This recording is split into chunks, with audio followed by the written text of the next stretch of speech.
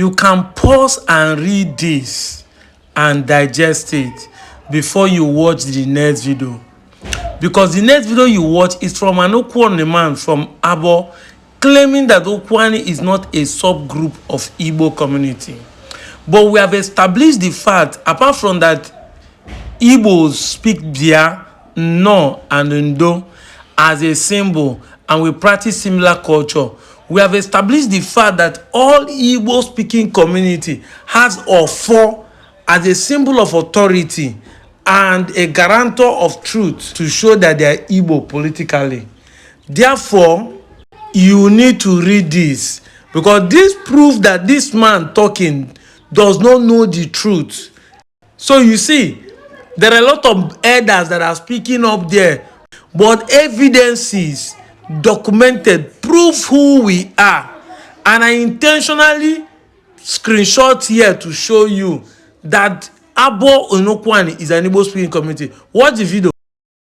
When believe say suwa bondi Igbo, suwa shini Igbo puse. Come to body when you commander. Ukwuani anyị bụ Ukwuani anyị abụ Igbo. Na agwọ ọsọ Ukwuani sị anyị bụ Ukwuani anyị abụ Igbo.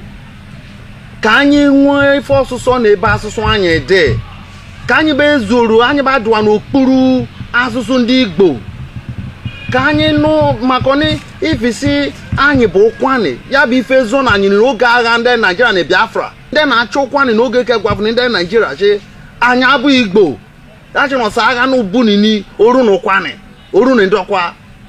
We gani nanyi, na tuje ndi Igbo, na tuje ndi Asaba. But Ukwuani we ru ne makonike ike yenyi turu ni se anyabu Igbo. Ne ozizele no nanu nji ni bite ba agare, anu tuje ko sutu ni Igbo. Osi ike yenyi ko ndokwa we no anu tuje ko asu Igbo. Anu tuje ko oposa no no we se nwam Igbo ni Igbo. Ifo agwa Igbo se Igbo ni Ukwuani. Igbo Ukwuani and they recorded so na do sandu Ukwuani odo ketechi no jino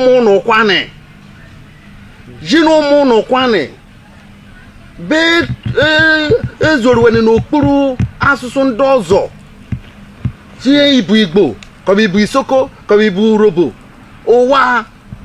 Now watching this man video, you understand distinctly why so many people are rejecting Igbos. There's a testimony man shared that his dialect, Ukwuani, was able to make them safe during the Civil War. But that is not true. There are some people in a Delta state that they did not kill people in their village because they deny Igbo.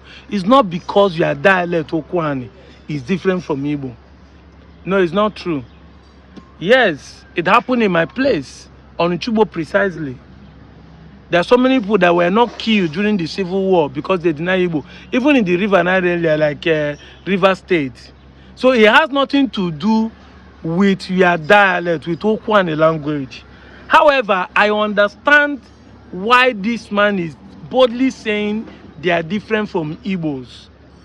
Yes, because right from day one, I keep saying it, that the Central Igbo is not an Igbo language. The day we in the Igbo will understand this, the day we start making sense to us. This is why everybody wants to deny to be associated with Igbo. Once they leave the Southeast, they say, I have run the Igbo. Why? Because it looks as if you want to force them to leave their tongue, to leave their dialect and start speaking like you. It looks as if you want everybody to leave their tongue, their culture, and start practicing your own.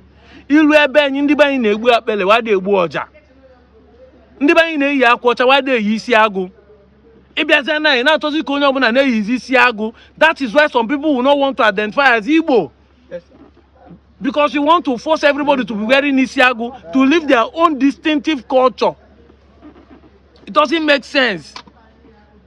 If you now have to force everybody to be speaking Igbo, Central Igbo, you want to remove the Ukwuani from existing, and that is what the man is trying to say.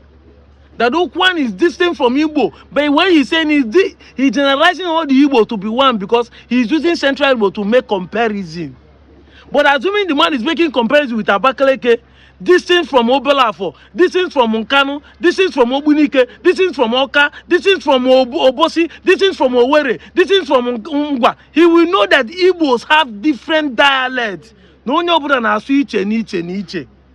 N'Igbo niile na-asụ n'onu n'onu mana mba akwala ọkwala ọbụla ofu. Ime onye ọbụla amara ihe ime. Mana emepe ọnụ ka ekwu iche n'iche n'iche. Ka ndị be anyị si asụ abụrụ ka onye Ọnịcha si asụ. Ifu n'ilue na database si bịa, ọ bụrụ ka ndị Onjugbo si asụ ka onye Iseluku si asụ. Anyị nche niile na-asụ ife eji bụrụ Igbo bụ na enwe similarity in culture, tradition and our language.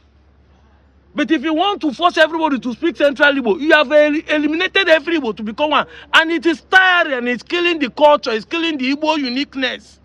That's why nobody wants to identify as Igbo. Because of this, na force buluzi ofu. And people don't want it. If only equal no simba na afia blokwa ya bulo binna na afia bu ofu nna. Odise ko hunye di iche mo na nwere ihe di iche. Maka no na na chi force ya ko ha buzi ofu nna zawo binna. My name is Chukwuemeka. My name pronounce Oblu Chukwuemeka because he ends with E, not with A. Mono mbiana una se onya ha mari yo na ekuke ni ha. Ke ka Chukwuemeka get end is here with E. Now obro ka ise aso ya oye na cause nsogbu anyị no n'ime today. Oye buta identity crisis. Ebia na efu ko nwe ndị ga na akọ ndị abakele ko ọnụ si na Igbo ha bụrụ ezigbo Igbo na ọ bụ fake Igbo. Ebe amakwa na Igbo niile bụ ofu na nwere Igbo ka Igbo ibia. Onye bi na ndịda na onye bi n'etiti bụ ofu ihe. Afia Ọchanja bụ Afia Ọchanja. Ọsọgoda bụ na afia gị na shop gị nọ na center ma nọ n'ikpele ofu Afia Ọchanja ka ọ bụ. Mana ebia be esi na onye nke a na ọ dị iche maka na onwe ka asụsụ asị ede. This is where the problem started from. This is why the Ukwuani person can make bold and say that he's different from you.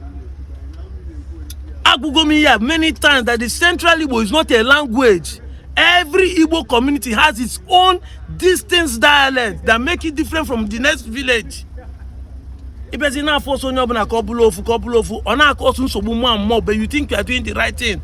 The people that brought the central language brought it with the intention to unify the Igbos. So the exam, the person that will mark it as a central Igbo. But the day you start making it to look as if it's our language, that is where the trouble starts from.